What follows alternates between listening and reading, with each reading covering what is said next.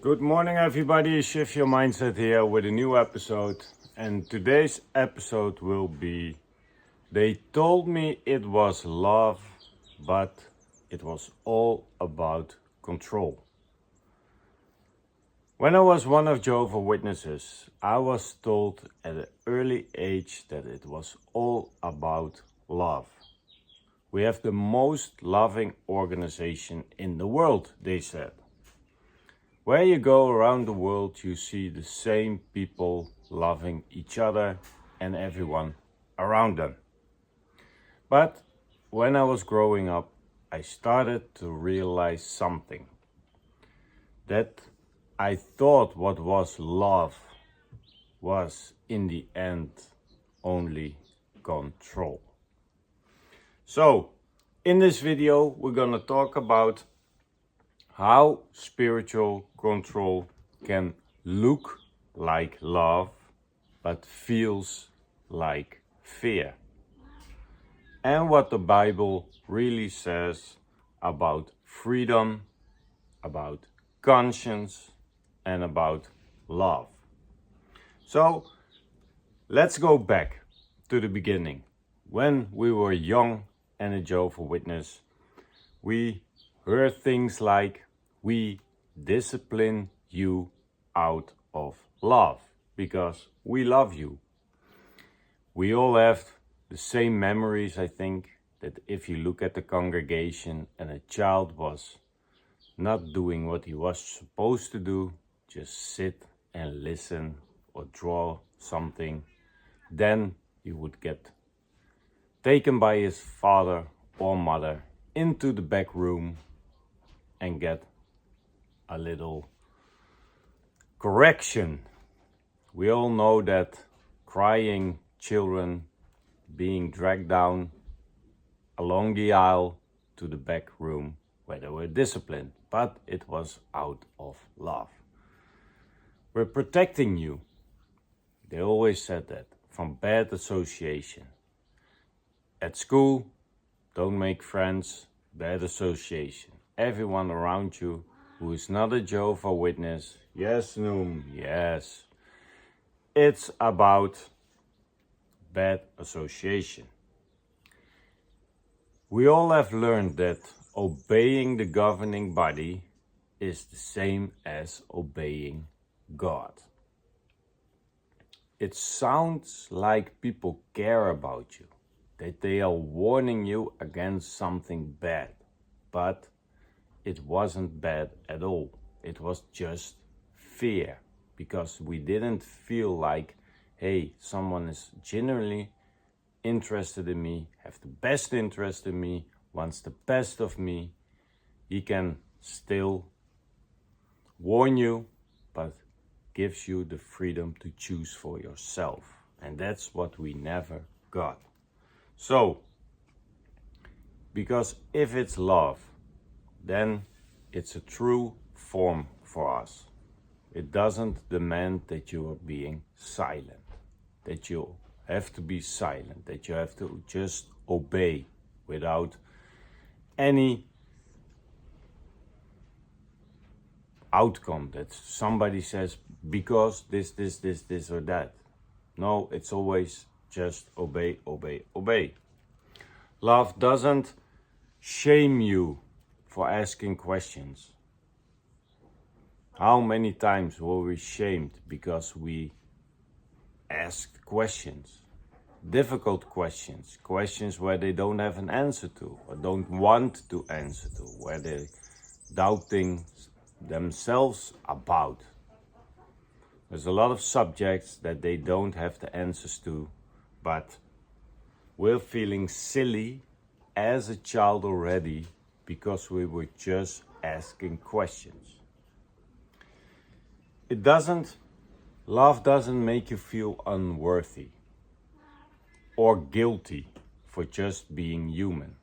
How many of us leaving the organization have still feeling guilty about certain things, have still anxieties, have still the feeling that they're not good enough, that there always is something that can be approved to them.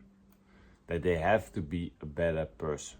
So the lack of self-love, feeling unworthy, all that stuff comes from how we are taught as young children, that it was love, but we all felt the fear. The fear of Armageddon, the pictures in the magazines about the end days, about Armageddon.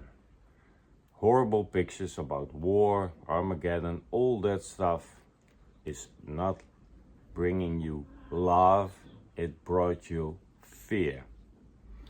So let's take their own Bible to it. I normally don't do it, but let's take their own Bible to it. Yeah, go and lay down, Numi. Go to sleep. And see for yourself how they are contradicting themselves. 1 John 4:18 says, there is no fear in love, but perfect love drives out fear. So real love sets you free. It doesn't trap you in just obedience through fear. And that's what they do. Everything they do is fear mongering into people. If you don't do this, then you don't see your loved ones in paradise. If you don't do this, then you get removed, disfellowshipped. You can't talk to your family anymore. If you don't do this, if you do not enough in the ministry, you are blood guilty. You don't make it into paradise.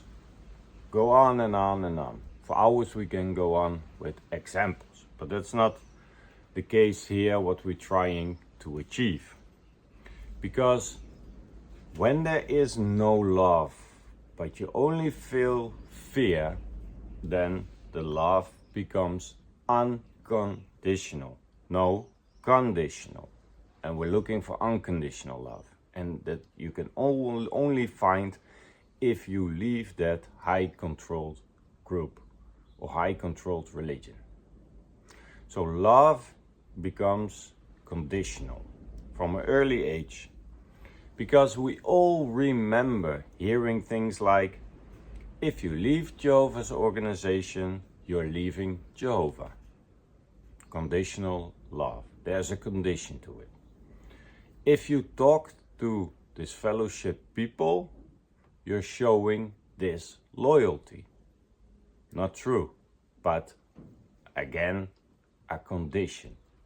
And I know for sure that the ones who's watching now, all the people, they have many, many examples of sentences they say to us that were conditional. So that's not unconditional love. That is emotional blackmail. And of course, it hurts people deeply. Because conditional love, like the Jehovah's Witnesses, they say to you, I love you only if you agree with me. And agreeing is the governing body. But even if you go back to the scriptures, even if you go back to the Bible, if you believe still in the Bible, Jesus didn't love that way. He loved the sinners, he loved the doubters, he loved the outcasts of the society, and he never demanded loyalty to a human group. Never. So, this is a clear example of the love of the Jehovah's Witnesses, how it is 100% conditional. And it's the proof from their own Bible that makes it clear. Romans 8:38 says, nothing can separate us from the love of God. Not a religion, not a rule, not an organization. No, nothing can separate us from the love of God, from that love. So it's about unconditional love. But they have that part completely wrong. So with all this, and you are leaving that organization, it's normal to feel empty. It's normal that you don't know what love really is about, what it means anymore for you, because you define love with that fear feeling that you have. But let's go and rediscover it. Make that your mission. Make that your life path. That you're gonna rediscover what unconditional love is. Because real love respects you saying no to something. How many of us have to be taught again, learned it themselves, learned it maybe the hard way, that every time we say yes to things we don't want to do, we don't like to do, we want to do another time maybe, but you say, okay, yes, yes, yes, but see for yourself, make it a week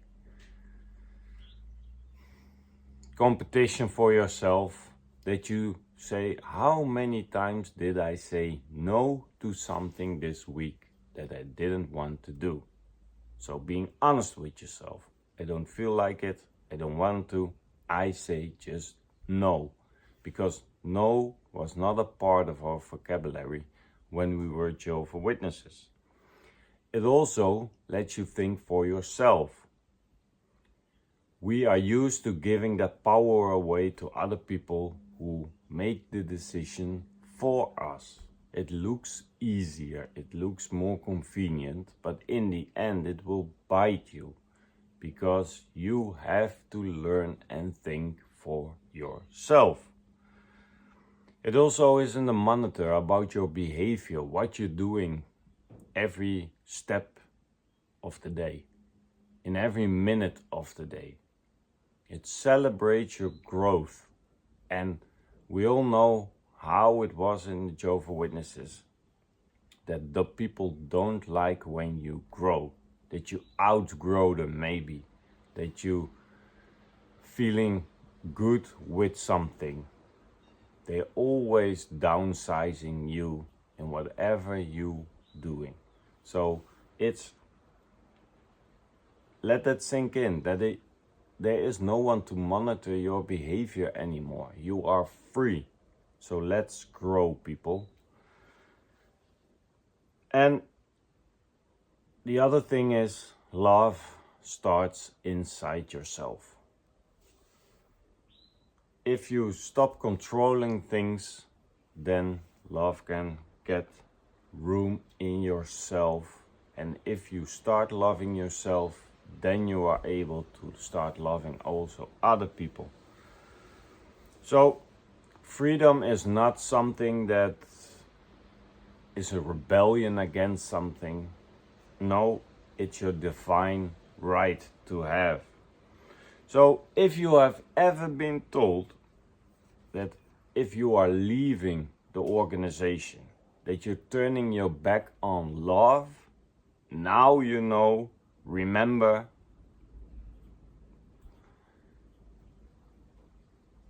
write it down, store it in your memory, that you are not leaving love.